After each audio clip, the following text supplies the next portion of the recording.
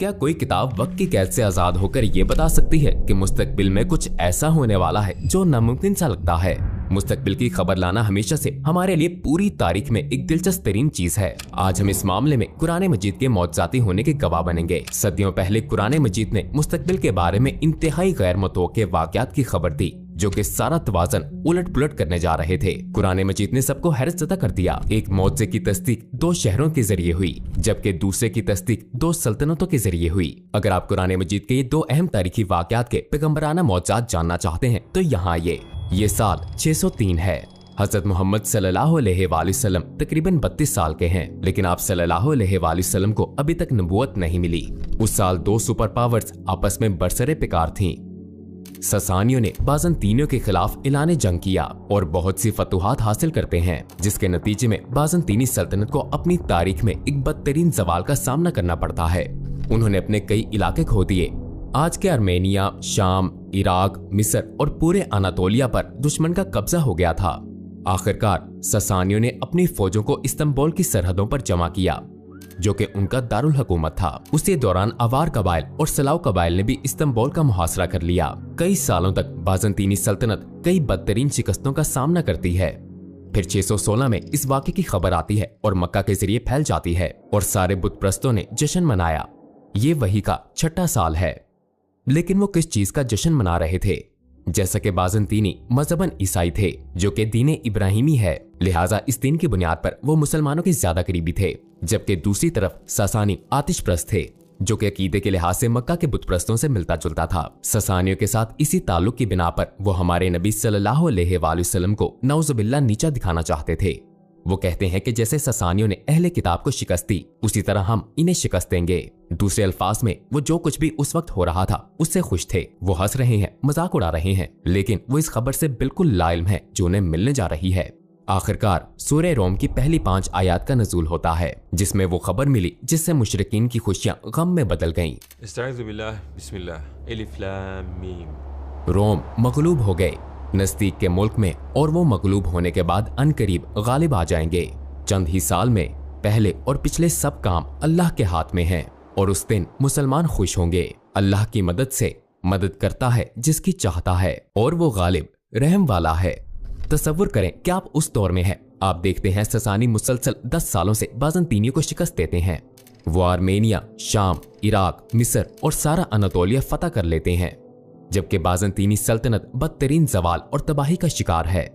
ऐसी सूरत में आपके लिए ये सोचना भी महाल है कि वो फतह याब होंगे, और वो भी इतने कम अरसे में, है ना? लेकिन आयत वाज़े तौर पर यही बयान करती है, ससानी फतह याब हो रहे हैं, लेकिन कुछ अरसे में बाज़ंतीनी, जिन्हें रोमी भी कहा जाता है, वो फतह याब हो जाएंगे। यहाँ एक अजीब सा माहौल हो गया है। हर कोई हैरान हो रहा है कि कैसे हो सकता है। जैसे जैसे वाक़यात गुजर रहे हैं, हरक्यूलिस, जो कि बाज़ंतीनी सल्तनत के अफ्रीका का गवर्नर है, वो बगावत करके तख्त नशीं हो जाता है। जैसे ही वो इक़्तिदार में आता है, वो ससानी बादशाह को खत लिखकर जंगबंदी की दरख्वास्त करता है। ये खत अभी भी मौजूद हैं। चूंकि ससानी फतह याब हो रहे हैं, इसलिए वो इस पेशकश को कबूल नहीं करते। जब ये कोशिश नाकाम हो जाती है और शहंशाह हरक्यूलिस को रद्द कर दिया जाता है, तो वो अपना सारा सोना लेकर अफ्रीका से फरार की कोशिश करता है, लेकिन गिरफ्तार हो जाता है। अब आगे क्या होगा? क्या वाक़यात की तरतीब में रद्दो बदल होगा? याद करें आयत में क्या था। आयत ने कहा, अरबी में इस जुमले का मतलब है कुछ सालों में, जिससे 3 से 9 सालों का हवाला मिलता है। इस आयत के नज़ूल के बाद भी बाज़ंतीनियों की शिकस्त जारी है। वो मुशरिकीन जिन्होंने आयत सुन रखी थी, उन्हें यकीन था कि ऐसा कभी नहीं हो सकता, लेकिन कुछ ऐसा है जो वो नहीं जानते। अल्लाह ताला हुक्म देता है कि हो जा, और वो हो जाता है। और इस्लाम का निज़ाम भी ऐसे ही चलता है। इससे कोई फर्क नहीं पड़ता कि कौन कितना ताकतवर है। इसलिए वो सहाबा कराम रिज़वानुल्लाह अलैहिम अजमाइन, जिन्होंने ये आयत सुन रखी थी, वो भी बहुत पुरएतमाद थे। कुछ साल बगैर किसी तब्दीली के गुजर गए, लेकिन आखिरकार हरक्यूलिस 622 में एक मुहिम चलाता है। अब उसकी पिछली ज़हनियत बिल्कुल बदल चुकी है। ऐसा लगता था कि जैसे उसकी जगह कोई दूसरा शख्स आ गया हो। अंग्रेज तारीखदान एडवर्ड गिबन इस मामले को यूं बयान करता है, किरदार में ऐसी तब्दीली की मिसाल तारीख में आम नहीं मिलती। कि अल्लाह ताला ने अपना वादा पूरा किया। जी हाँ, बिल्कुल किया। फिर वो वादा जरूर पूरा होगा। तो इस तब्दीली की यही वाहिद वजह थी। क्या आप यहाँ कुछ महसूस करते हैं? हत्ता कि एक शहंशाह भी नहीं सोच सकता था कि उसकी सल्तनत बाकी रहेगी, लेकिन उन हालात के तहत हजरत मोहम्मद सल्लल्लाहु अलैहि वसल्लम कुछ ऐसा फरमाते हैं और अपने पैगाम और पूरे मिशन को दांव पर लगा देते हैं। क्योंकि अगर ये सच साबित नहीं होता तो आप सल्लल्लाहु अलैहि वसल्लम का सारा मकसद खत्म हो जाता। अगर आप सल्लल्लाहु अलैहि वसल्लम चाहते तो इस सारे मामले में ही ना पड़ते जिसमें आप सल्लल्लाहु अलैहि वसल्लम के मकसद के लिए रिस्क था। अगर आप सल्लल्लाहु अलैहि वसल्लम पर नाजिल होने वाली वही हक ना होती, अगर आप सल्लल्लाहु अलैहि वसल्लम को अल्लाह ताला से ये इत्तला ना मिली होती और इन आयात को पढ़ने का हुक्म ना मिला होता, तो आप सल्लल्लाहु अलैहि वसल्लम इतना बड़ा रिस्क क्यों लेते जिससे सब कुछ खत्म हो जाता। तो आगे क्या हुआ?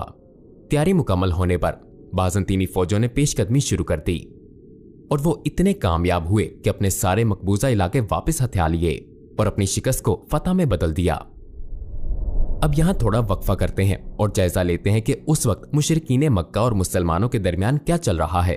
मुसलमान मदीना हिजरत कर चुके थे क्योंकि उन्हें मक्का में अपने दीन पर अमल की इजाजत नहीं थी। वहां उनको बहुत जुल्म सितम का सामना था। 624 में गज़वे बदर होता है। अगर आपको याद हो तो आयत में इसकी तफसील मौजूद थी जिसका जिक्र हमने शुरू में किया। और उस दिन मोमिनीन अल्लाह ताला की तरफ से दी गई फतह पर खुशी मनाएंगे। मतलब अगर बाज़ंतीनियों को फतह होती है तो मोमिनीन भी अल्लाह ताला की मदद से खुशी मनाएंगे। मतलब यहाँ बाज़ंतीनियों की फतह से हटकर एक और वाकया भी है, तो वो दूसरा वाकया क्या हो सकता है? जी बिल्कुल, ये मुशरिकीन मक्का के खिलाफ मुसलमानों की फतह है। तादाद में 1/3 कम होने और असले की कमी के बावजूद भी मुसलमान गज़वे बदर में फतहयाब हुए। अब ये साल 624 है।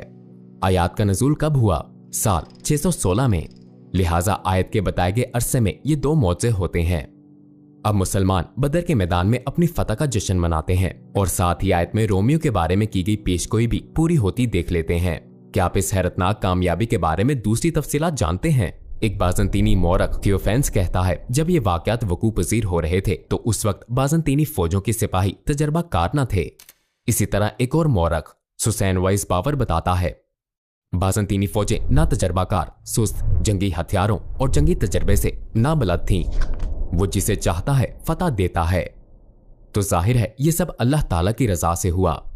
इस तरह कुरान मजीद एक ऐसे वाक़े की पेशगोई करता है जो कि नामुमकिन लगता है और अपने आप को एक सच्ची किताब साबित कर देता है, एक ऐसा मौजज़ा दिखाकर जो लोगों को दंग कर देता है। चलें अब कुरान मजीद के दूसरे मौजज़े के बारे में बात करते हैं जिसका जिक्र हमने शुरू में किया था।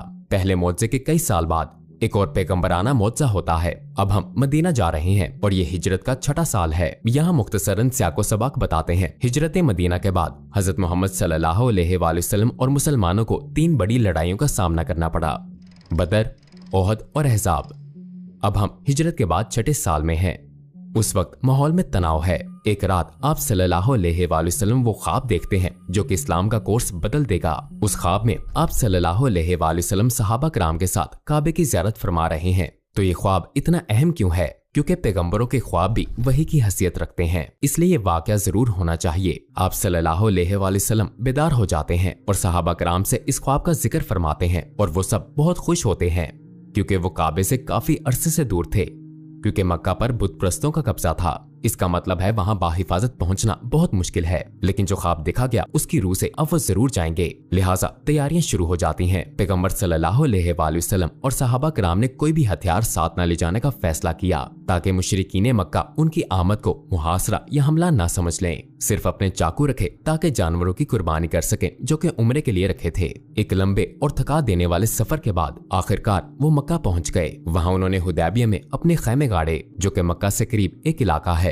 मुशरिकीन मक्का को जब मुसलमानों की आमद का पता चला तो उन्होंने बातचीत के लिए अपना एक कासिद रवाना किया। एक तवील गुफ्तगू के बाद दोनों ग्रोहों में एक मुआहदे पर दस्तखत करने का फैसला किया ताकि किसी किस्म की बदनज़मी और जंग ना हो।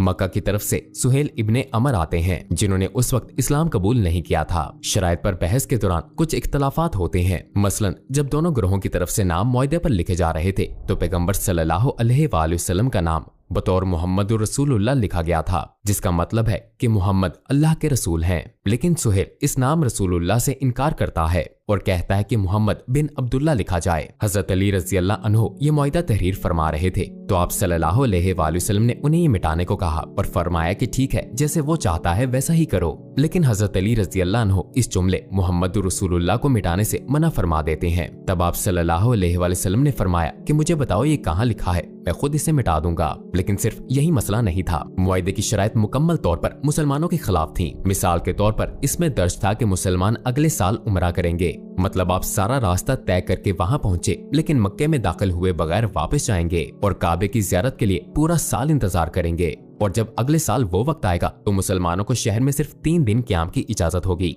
इसके अलावा एक और शर्त के तहत अगर कोई मक्का में मुसलमान होकर मदीने की तरफ जाएगा तो मुसलमानों को उसे वापस भेजना होगा, लेकिन अगर कोई मदीना से इस्लाम तर्क करके मक्का आएगा तो उसे वापस नहीं भेजा जाएगा।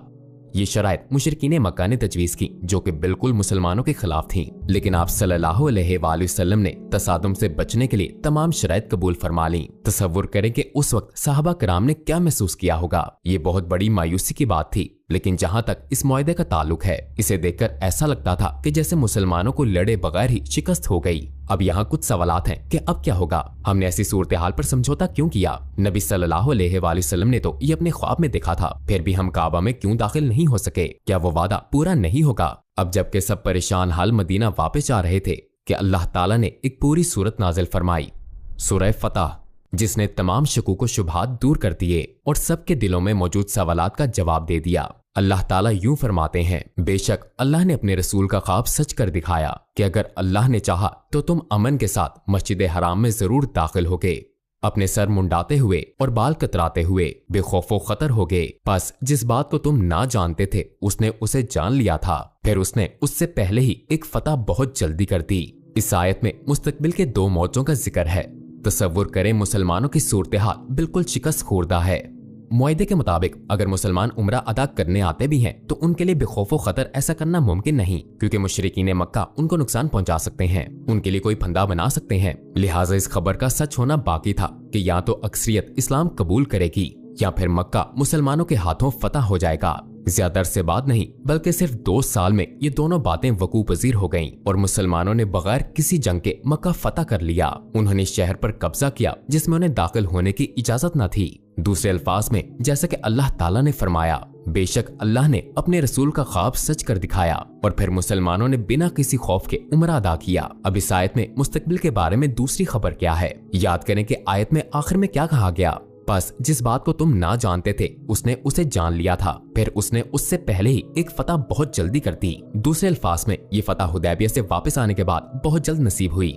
फतह मक्का से पहले एक फतह, तो वो क्या है? ये सुलह हुदैबिया का मुआहिदा है। अच्छा, फतह मक्का का जिक्र आयत में वाज़े तौर पर मौजूद है, लेकिन सुलह हुदैबिया एक फतह कैसे हो सकती है? मुआहिदे के बाद शुरू में मुसलमानों को सब कुछ अपने खिलाफ महसूस हो रहा था, लेकिन वक्त गुजरने के साथ अब जबकि अमन के मुआहिदे पर दस्तखत हो गए थे तो तरफैन के लोग एक दूसरे के दुश्मन ना रहे और फिर एक हो गए। और इस तरह मुशरिकीन ने इस्लाम और कुरान मजीद को नफरत की निगाह से देखना छोड़ दिया और बगैर किसी तासुब के उनका जायजा लिया और फिर वो इस नतीजे पर पहुंचे कि यही मजहब सच्चा है और एक एक करके सब मुसलमान होने लगे। मुअर्रिखीन बताते हैं कि सुलह हुदैबिया के बाद मुसलमान होने वाले लोगों की तादाद पहले से बहुत ज्यादा थी। मतलब 2 साल के अरसे में सुलह हुदैबिया और फतह मक्का के बीच के दौरानिये में ज्यादा लोग मुसलमान हुए बनिस्बत नबूवत के बाकी 20 सालों के। लिहाजा ये फतह से पहले एक फतह थी। मक्का मुस्लिम शहर बन रहा है। क्या आपको आयत का ये हिस्सा याद है? बस जिस बात को तुम ना जानते थे उसने उसे जान लिया था। अल्लाह ताला ने इंतहाई गैर मतवक्के चीज को इंतहाई गैर मतवक्के हालात में भी कर दिखाया